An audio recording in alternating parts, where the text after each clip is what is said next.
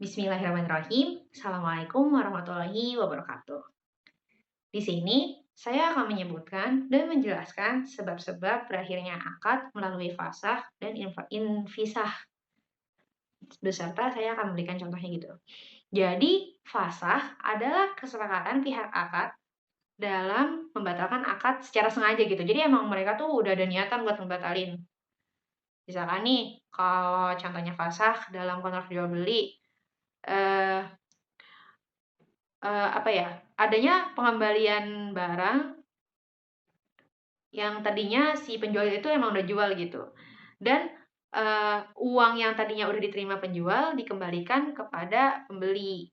Nah, pemutusan kontrak dapat terjadi atas dasar kerelaan para pihak yang bertransaksi. Tapi bisa juga sih terjadi secara paksa kalau misalkan emang udah keputusan si hakim gitu, misalkan emang mereka udah bawa ke ranah hukum secara Islam gitu. Nah, itu juga bisa, batal. Nah, sebab terjadinya fasakh itu ada 4.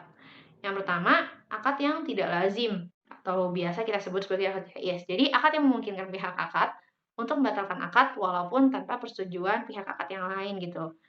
Selama tidak terkait orang lain. Jadi kayak emang mereka berdua aja gitu kaitannya.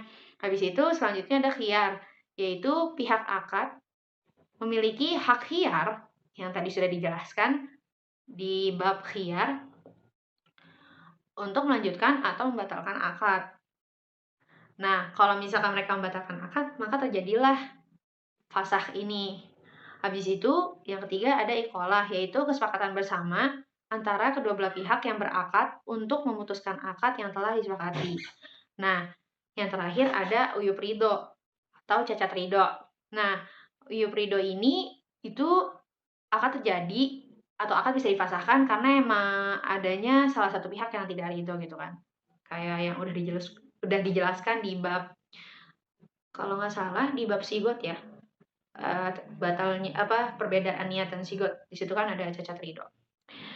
Nah, lalu bagaimana dengan, berakhirnya akad melalui infasakh? Jadi kan infasakh itu membatalkan akad karena adanya sebab-sebab darurat, beda sama fasakh. Kalau fasakh kan emang mereka sengaja. Nah, kalau ini tuh sebab-sebab darurat. Dalam kontrak jual beli misalnya, barang yang dijual itu rusak di tangan penjual sebelum diserahkan kepada pembeli.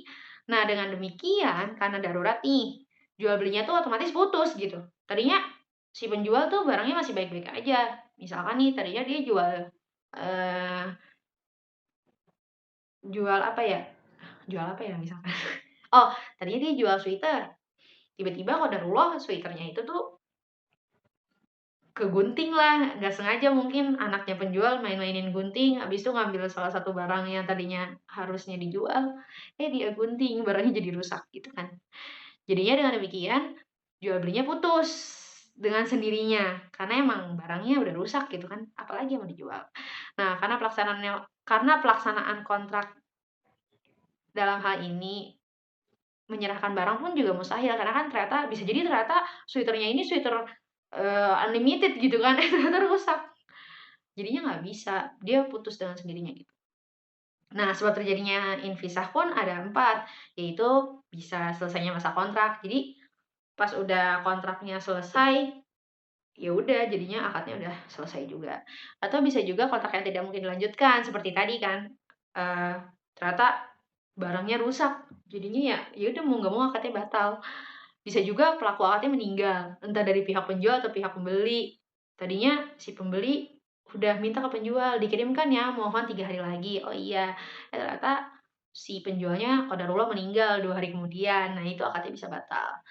Nah, ada juga yang terakhir akad yang fasid atau menjual objek akad, yang tidak jelas spesifikasinya atau, eee, barangnya tuh kayak gimana gitu yang dijual. Jadinya akadnya itu batal dengan sendirinya. Nah, mungkin itu penjelasan dari saya. Sekian, terima kasih. Assalamualaikum warahmatullahi wabarakatuh.